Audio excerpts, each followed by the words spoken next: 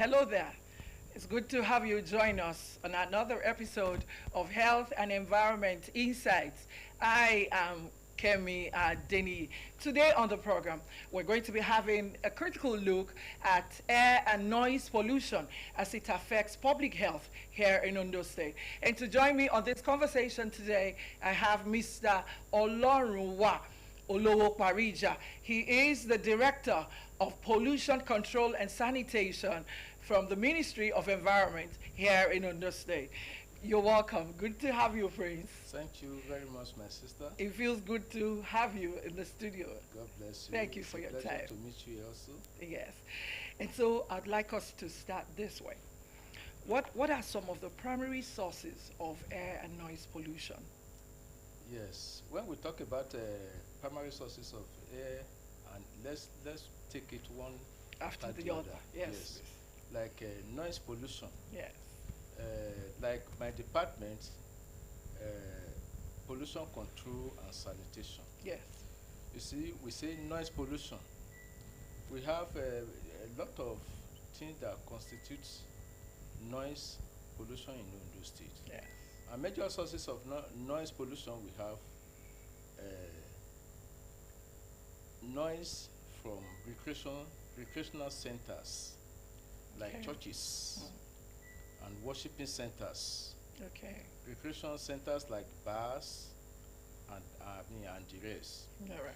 Then we have noise from traffic, transportation.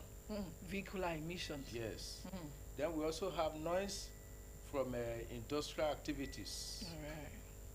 Then we have noise from other sources like which are even natural, like volcanoes eruption and the likes. Now, when it comes to air pollution, we see there are a lot of sources that can be attributed to the emission of air. We have air pollution like from vehicular exhaust. Okay. That is emission from cars, Trucks and all of that. and the rest. Yes. Then we also have from industrial activities like mining and some other industrial activities. Okay. Then even waste incinerations, All right. burning of waste, that is fossil fuel, burning of fossil fuels, and even bush burning, like white fire. All right. Then we also have, though that one is not predominant in those things like volcanic eruption can also source air pollution. Okay, but we've not experienced that yet. No, we don't even create that that we experience that. So let me ask you, what are some significant air and noise pollution challenges facing Ondo State?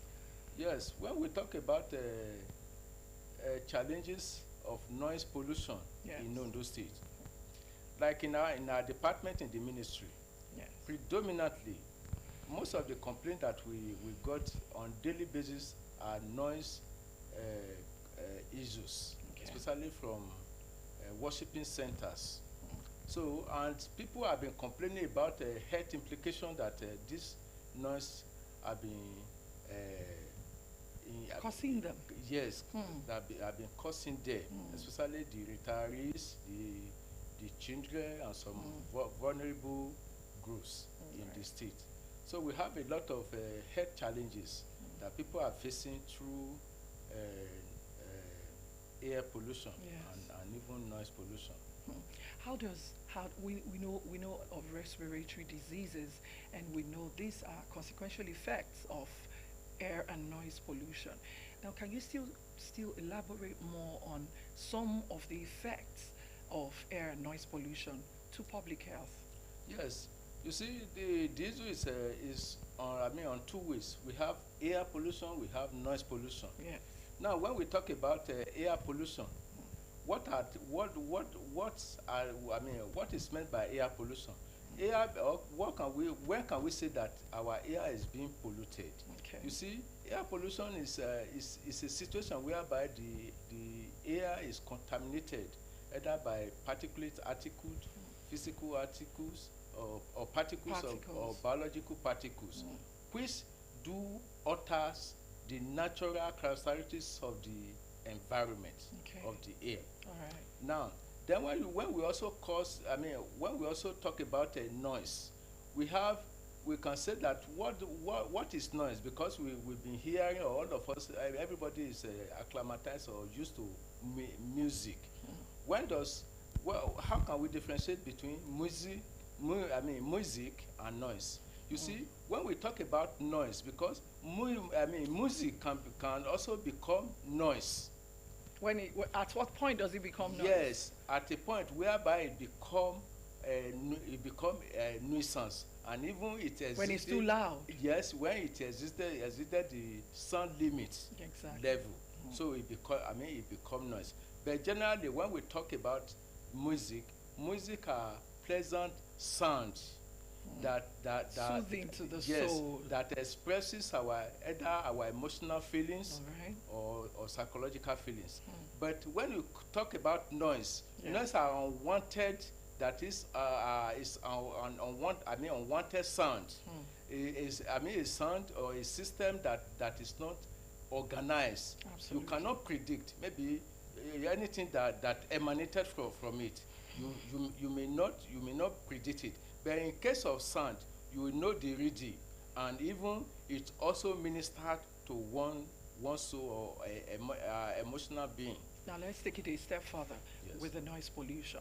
I'd like to ask you, what are some health risks that we tend to, that we're exposed to, that we tend to suffer if there is noise pollution around us? Noise pollution, yes, there are a lot of health issues or health implications that emanated from noise pollution. Can we talk One, about some of them? Yes, one, we have it leads or it aggravates hypertension. Okay. People or victims with high blood pressure. Oh, really? Noise can aggravate it. It can make it Okay. to become worsen. It also causes asthma. All right. Yes, it causes headache. Oh, really? Yes, even sleeplessness. I know it will disrupt sleep. Obviously. And it call what we call tetanus. This is a phenomenon whereby you begin to hear sound in your ear without external source. Isn't that some form of hallucination? Yes. Isn't that a mental disorder? Yeah, it's not When a you begin mental- to hear noise You see, when there is none you actually. yes, you begin to hear noise when there is no external source or external source of noise. Ooh. That is, one noise begin to be ringing or to be echoing sound. In the person's ears. Yes. Wow. So we have that. Okay. Then it can also cause asthma. All right. Then it also lead to a lot of health implications like even diabetes, because these are conjoint. By the time the immune system weakens, so any other disease can erupt. I know that medically there are some statistics that are put together based on the results of these health implications of noise pollution. Can you share any data in that regard? Yes, in the ministry, like I've said, most all the complaints that we do receive on daily basis are majorly on noise pollution. Okay. So at least in a month, we have more than 50 complaints from the public Okay. on daily basis. Minimum of 50 complaints that people will be coming to be complaining. Noise pollution from church, noise pollution from recreational centers, and even some other centers. Okay. like Now that. that those complaints are brought to your office as a director in that ministry, who handles the air noise pollution control and sanitation, what measures can government and individuals take to mitigate these challenges? Yes, as part of our duty or role in the ministry, Yes. anytime we have complaint, either people come officially or even we hear it elsewhere, immediately we spot into action. We move Okay. into action. We go there to assess. Number one, by the time we get to the site, we first of all assess the sound level limit. Maybe it has exceeded. Exceeded.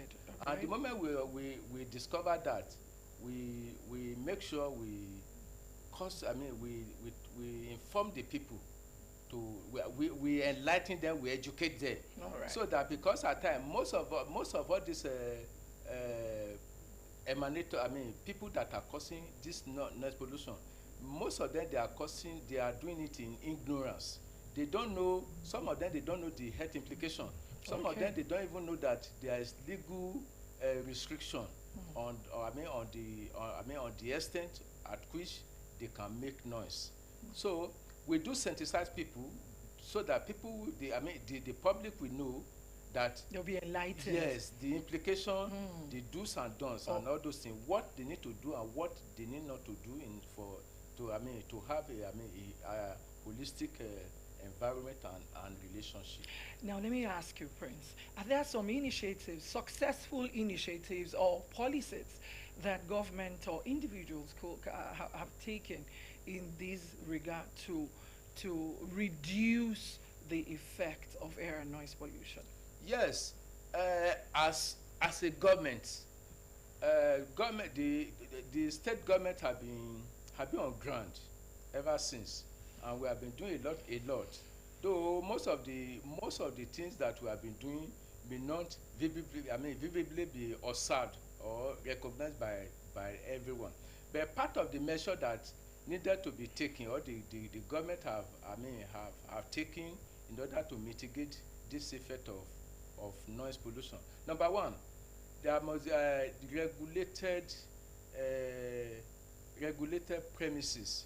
What I mean by that is that the government has, through the Ministry of Urban and Regional Planning, Yes. has designed a system whereby, like most of recreational centers, worshiping centers, where they should be located, because most often we observe or we discover that all these worship centers, some of them they are located inside even right away at Inside residential at the nucleus of residential areas. So the government has in place a system or a policy whereby siting of building or construction of building are being regulated. All right. So, and restrictions must be made. Not only that, we embark on regular sensitization of the, like today now, we even before coming, Yes. or immediately after this program now, I'm having a program, a meeting Okay. with church religious leader in my office. So Okay. the essence is just to advocate, sensitize them, to get them enlightened, so that by the time they are being informed, Yes. they will know the appropriate thing to to do, be to done. always do. Now, for every rule, they say there are exceptions. Are there people, or maybe some communities, that are exempted from some of the enforcement? I would like you to pause a little as I'll go on a break now. We'll go on a short break now. When we return, the conversation will continue with Prince Olonrunwa Olowo Parija. Stay with us.